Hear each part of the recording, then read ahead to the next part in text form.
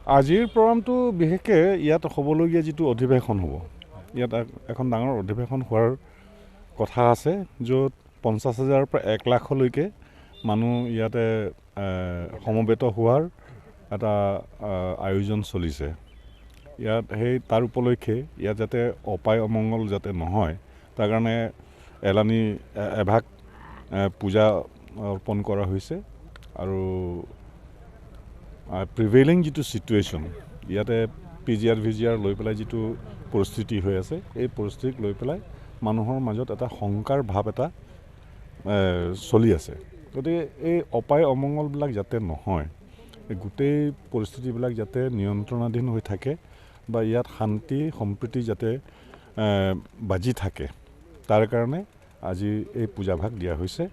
আৰু আমি আশা ৰাখিছোঁ যে আহিবলগীয়া যিটো অধিৱেশন আছে, এই অধিৱেশনতো যাতে কোনো ধৰণৰ অপায় অমংগল যাতে নহয়, তাৰ বাবে এইটো আমপথাৰ কাৰ্বিত এইটো থাৰ্বেহেদি বুলি কয়।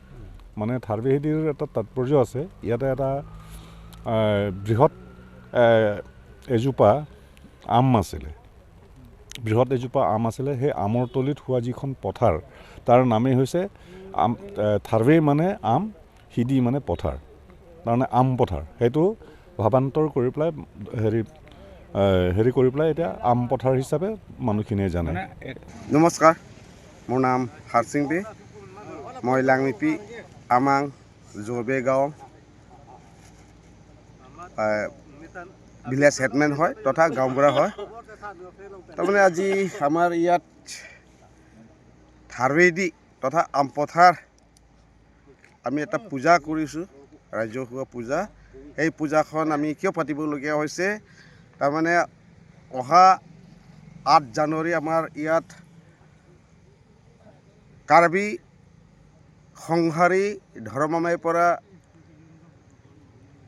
ইংগেজ কৰি পেলাই আমি ইয়াত ৰেলী পাতিম।